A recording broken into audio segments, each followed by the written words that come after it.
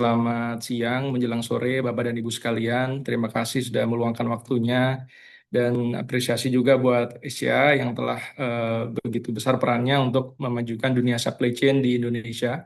Baik, pada siang hari ini kami akan mencoba memberikan sharing terkait dengan strategic procurement, khususnya di area aircraft maintenance dalam rangka menghadapi supply chain disruption, kemudian lead time volatility, dan juga spare parts scarcity. Yang mungkin tadi sudah beberapa kali disinggung, adanya kondisi geopolitik itu sangat-sangat mempengaruhi dari supply chain disruption ini.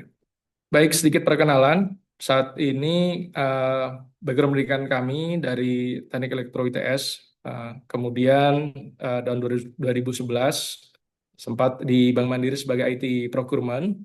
Kemudian 2014 sampai dengan 2024 menjadi aircraft engineer, kemudian procurement management, honor estimate management, dan kemudian di 2024 sampai dengan 2025 diberikan amanah untuk menjadi Direktur Utama PT Duta Garuda, salah satu afiliasi dari Garuda Indonesia.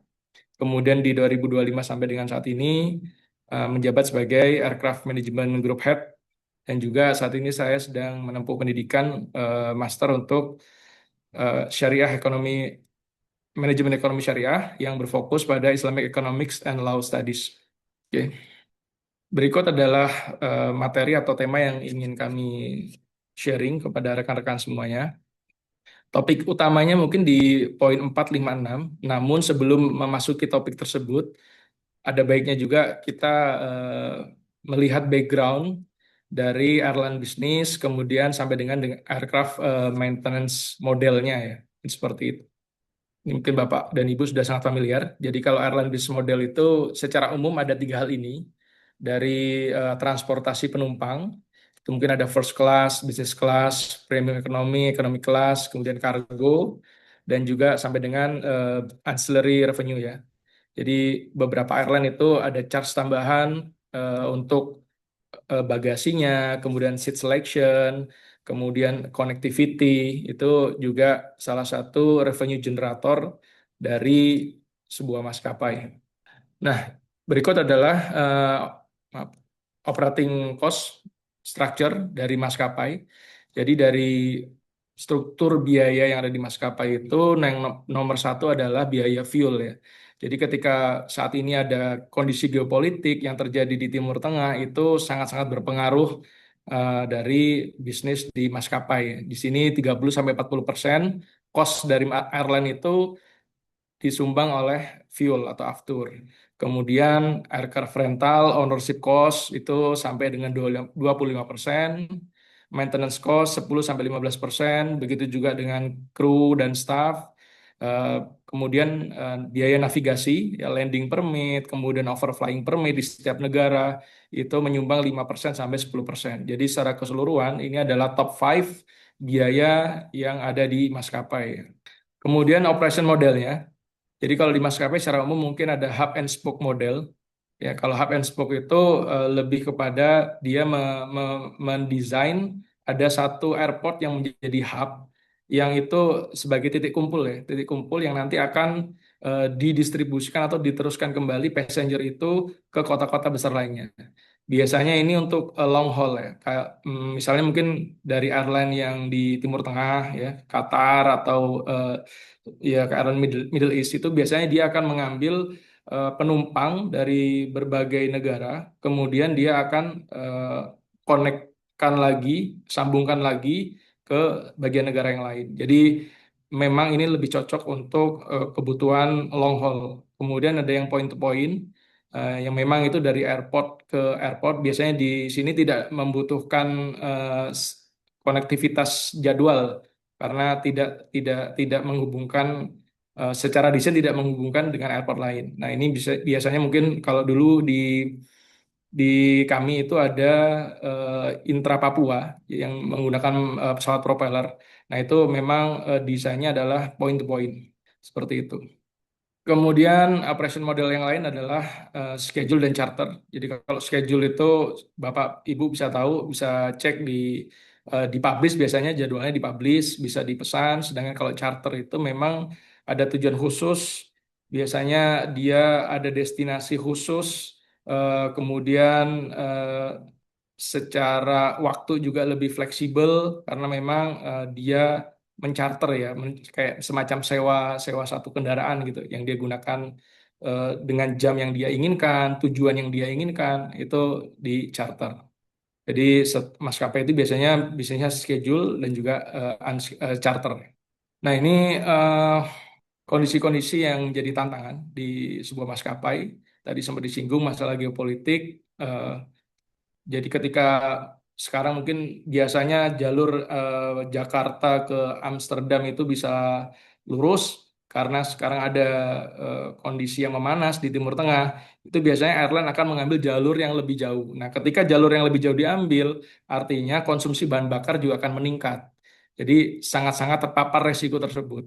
Kemudian cross border complexity ya, ketika kita lewat sebuah negara tentunya kita juga harus punya bilateral agreement. Eh, itu eh, em, pada prakteknya harus memenuhi hal-hal tersebut ya. Jadi kita nggak bisa ketika pesawat itu terbang kemudian tidak memiliki flying permit dari negara yang kita lewati.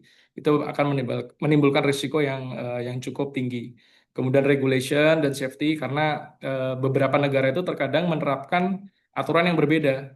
Misalkan maskapai yang dari luar Australia ketika masuk ke Australia itu dia harus menyemprotkan insektisida ya di dalam kabin, di dalam kargonya, nah semacam itu. Jadi memang ada hal-hal yang spesifik antar negara. Kemudian sustainability pressure tadi sempat disinggung oleh Bu Wayan, kalau airline itu carbon footprint-nya cukup tinggi. Bahkan ketika air freight menjadi sea freight itu tadi saya catat bisa menurunkan 90% emisi.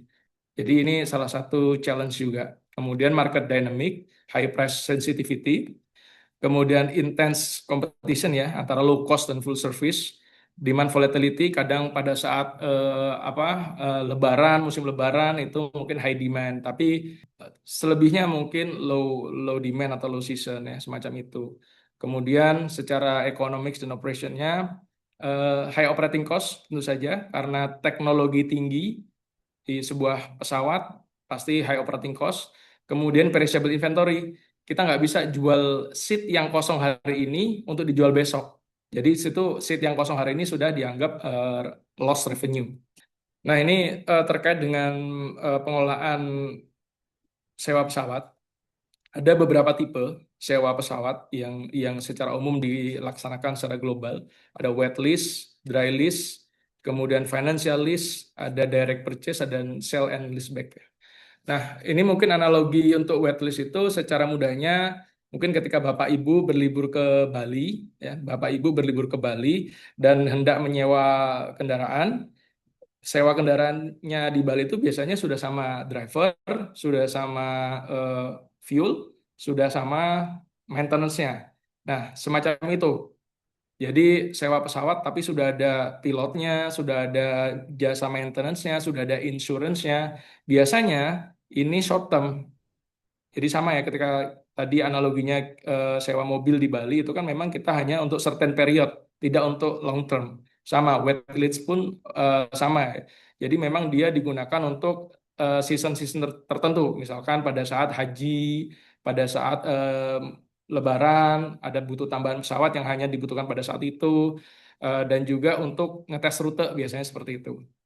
Nah, kebalikannya adalah dry lease. Kalau dry lease ini kita sewa pesawat yang murni sewa pesawat, tidak ada pilotnya, tidak ada fuel dan juga maintenance. Semua akan di-provide sendiri oleh maskapai. Ini dry lease.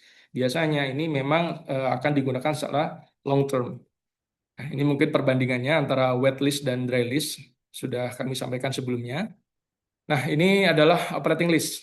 Operating list pada dasarnya sama ya antara wet list dan dry list itu masuk kategorinya adalah operating list. Jadi kalau operating list itu manufaktur pesawat akan menjual pesawatnya ke lessor atau owner, kemudian dari lessor itu menyewakan kepada airline. Jadi ini bentuk operating list bisa wet list ataupun dry list. Sebaliknya, berikut adalah untuk yang financialis. Kalau financialis ada tambahan beneficiary owner-nya di sini sebagai equity investment. Jadi untuk financial lease itu biasanya akan diikuti dengan perpindahan kepemilikan pada saat masa sewa berakhir. Jadi sebenarnya analoginya mungkin seperti ketika Bapak Ibu mungkin ada ini ya leasing untuk kendaraan bermotor. Nah, mungkin seperti itu secara mudah analoginya seperti itu. Nah, ini mungkin perbandingan antara operating lease dan juga financial lease. Jadi ada perpindahan kepemilikan. Kemudian secara accounting juga berbeda, secara payment juga ada karakteristik yang berbeda. Dan ini purchase through commercial bank. Jadi kita membeli langsung ya, kita membeli langsung, maskapai itu membeli langsung kepada manufaktur dengan pinjaman dari bank. Nah, setelah itu baru melakukan cicilan kepada bank. Analogi sederhananya mungkin seperti itu. Kemudian sale and leaseback. Jadi sale and leaseback itu pesawat yang sudah kita dimiliki oleh maskapai itu dijual kembali ke lessor sehingga mendapatkan cash, kemudian baru dilakukan sewa kembali. Jadi habis dijual dan disewa kembali dari lessor atau investor tersebut. Nah, secara umum sama sale and leaseback dengan properti, tidak ada yang berbeda. Nah, mungkin ini spektrumnya kurang lebih seperti ini. Ketika operasional kontrolnya eh, kita butuh yang tinggi operational control dan juga mungkin masih low capital investment, bisa menggunakan financial lease. Atau mungkin kita ingin operational control yang tinggi dan cash kita mungkin cukup, kita bisa direct buying. Begitu juga untuk yang wet lease dan juga dry lease. Nah, sekarang masuk kepada latar belakang sebelum kita menetapkan strategi terkait dengan procurement ya. Yang pertama adalah schedule maintenance. Maintenance itu terdiri dari schedule maintenance dan unscheduled maintenance. Kita coba masuk ke unscheduled maintenance. Jadi kalau unscheduled maintenance itu biasanya disebabkan oleh hal-hal yang irregularities. Ya, contohnya misalkan bird strike, ya pesawat itu ditabrak sama foreign object lah. Bisa bird strike, bisa mungkin hal-hal asing lainnya. Kemudian lightning strike, ya pesawat itu memang bukan objek dari secara desain, dia memang bukan objek untuk dilewatin atau ini ya lightning ya. Namun hal itu mungkin terjadi. Ya.